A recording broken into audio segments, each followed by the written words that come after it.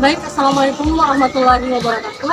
Baik, perkenalkan nama saya Nur Fadilayan selaku moderator di kelompok 5.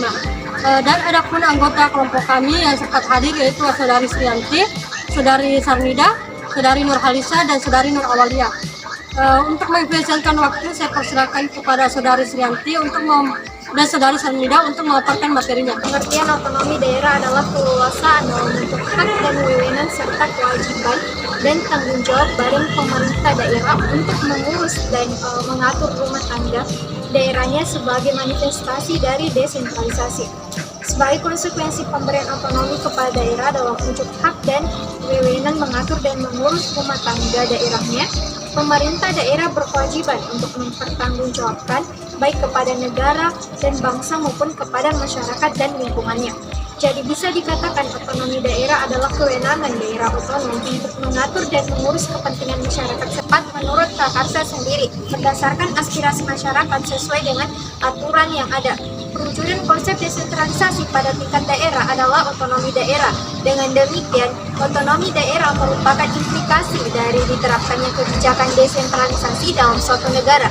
Inti dari pelaksanaan otonomi daerah adalah terdapatnya keleluasaan pemerintah daerah untuk menyelenggarakan pemerintah sendiri atas prakarsa, kreativitas, dan peran serta aktif masyarakat dalam rangka mengembangkan dan memajukan daerahnya.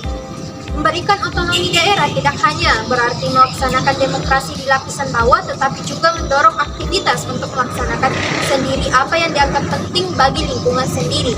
Dengan berkembangnya demokrasi dari bawah, maka rakyat tidak saja menentukan nasibnya sendiri, melainkan yang utama adalah berupaya memperbaiki nasibnya sendiri. Hal itu dapat diwujudkan dengan memberikan kewenangan yang cukup luas kepada pemerintah daerah guna mengurus dan mengatur serta mengembangkan daerahnya sesuai dengan kepentingan dan potensi daerahnya. Kewenangannya artinya keleluasaan untuk menggunakan dana baik yang berasal dari daerah sendiri maupun dari pusat sesuai dengan keperluan daerahnya tanpa campur tangan pusat. Keleluasaan berprakarsa memilih alternatif, menentukan prioritas dan mengambil keputusan untuk kepentingan daerahnya. Dana perimbangan keuangan pusat dan daerah yang memadai yang didasarkan kriteria objektif dan adil. Tujuan utama dari kebijakan desentralisasi adalah di satu pihak membebaskan pemerintah pusat dari beban-beban yang tidak perlu dalam menangani urusan domestik, sehingga ia berkesempatan untuk mempelajari, memahami, dan merespon kecenderungan global dan mengambil manfaat dari padanya. Pemerintah pusat diharapkan lebih mampu berkonsentrasi terhadap perumusan kebijakan baik makro maupun secara nasional. Maka itu pemerintah daerah akan melakukan proses pemberdayaan yang signifikan. Kemampuan prakarsa dan perintis mereka akan berpacu sehingga dapat mengatasi berbagai permasalahan domestik yang terjadi sekarang ini. Urgensi pemberian otonomi daerah adalah pertama karena kebinekaan kehidupan masyarakat, kedua pengakuan dan penghormatan atas sendi-sendi kehidupan berbangsa, bernegara, berpemerintahan dan bermasyarakat, ketiga pendayagunaan pengelolaan potensi daerah kehidupan, keempat pemerataan kemampuan daerah dengan memperhatikan kondisi daerah yang berbeda. Berdasarkan uraian tersebut dapat disimpulkan bahwa urgensi dan motivasi pemberian otonomi kepada daerah meliputi pertama upaya peningkatan efisiensi dan efektivitas penyelenggaraan pemerintahan, kemudian melancarkan pelaksanaan pembangunan, kemudian meningkatkan peran masyarakat dalam proses mengeksekusi pemerintahan. Selanjutnya saya persilakan kepada Saudari Nur Halisa dan Saudari Nur Awalia untuk melanjutkan materi selanjutnya. Otonomi daerah dalam penciptaan investasi sejarah dan sejalan dengan kebijakan otonomi daerah adalah penumpahan kewenangan dari pemerintah pusat kepada pemerintah daerah yang merupakan daerah untuk mengatur dan mengurus masyarakatnya menurut kehidupannya sendiri berdasarkan aspirasi masyarakat sesuai dengan peraturan perundang-undangan yang berlaku di negara kesatuan Republik Indonesia di sisi kepentingan pusat. Otonomi daerah ditunjuk untuk mewujudkan kesejahteraan pelatihan dan pemerintahan, menciptakan mewujudkan demokrasi sistem pemerintahan daerah. Sedangkan pada sisi kepentingan pemerintahan daerah, otonomi daerah ditunjuk untuk mewujudkan pemerintahan presidensi, artinya melalui otonomi daerah diharapkan akan lebih membawa kesempatan bagi masyarakat untuk berpartisipasi di dalam berbagai aktivitas politik di tingkat lokal. Yang kedua, untuk menciptakan lokal Akuntabilitas artinya otonomi daerah diharapkan mampu meningkatkan pertanggungjawaban pemerintah dalam mensejahterakan masyarakat daerah.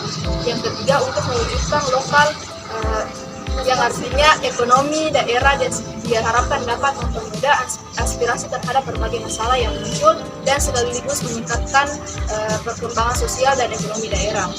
Keberhasilan daerah untuk meningkatkan daya saing setiap terhadap investasi salah satunya bergantung kepada kemampuan daerah dalam merumuskan kebijakan yang berkaitan dengan investasi dan dunia usaha. Tujuan investasi dilihat dari berbagai kepentingan, yakni antara kepentingan investor dengan kepentingan pemerintah, yang mana antara kedua kepentingan tersebut jika dilihat motivasi dan tujuan ingin dicapai akan jelas berbeda antara satu dengan lainnya. Dari sisi pemerintahan diharapkan adanya investasi untuk kualitas keuangan yang tidak kecil, artinya bagi kegiatan pembangunan dan gilirannya terhadap mewujudkan kesejahteraan rakyat. Sementara dari sisi investor melakukan investasi lebih banyak didasarkan kepada pertimbangan dan orientasi yang bersifat ekonomial. Iklim investasi yang baik akan mendorong terjadinya pertumbuhan ekonomi, yakni melalui investasi yang didukung oleh produktivitas yang tinggi. Investasi akan memperkuat pertumbuhan ekonomi dengan mendapatkan lebih banyak proses produksi. Oleh karenanya, investasi merupakan suatu tugas yang penting bagi setiap pemerintah, terutama negara yang memiliki daya investasi yang rendah seperti Indonesia. Sehingga dengan adanya otonomi daerah diperlukan sinkronisasi regulasi sehingga investasi yang mudah masuk ke daerah dan memberi kontribusi dalam pembangunan. Dan jangan sampai otonomi daerah itu menghambat dan mempersulit berinvestasi sehingga kekayaan sumber daya yang tidak dapat dikelola dengan baik dan bermanfaat untuk rakyat. Di sini sebenarnya kelayakan regulasi pendukung investasi dapat dilihat dari dua sisi, yaitu regulasi pusat atau provinsi dan regulasi pemerintah daerah. Baik, itulah pemaparan materi dari kelompok kami. Sekian dan terima kasih. Saya akhiri dengan ucapan billahi fisabilillah wa astagfirullahaladzim. Waalaikumsalam warahmatullahi wabarakatuh.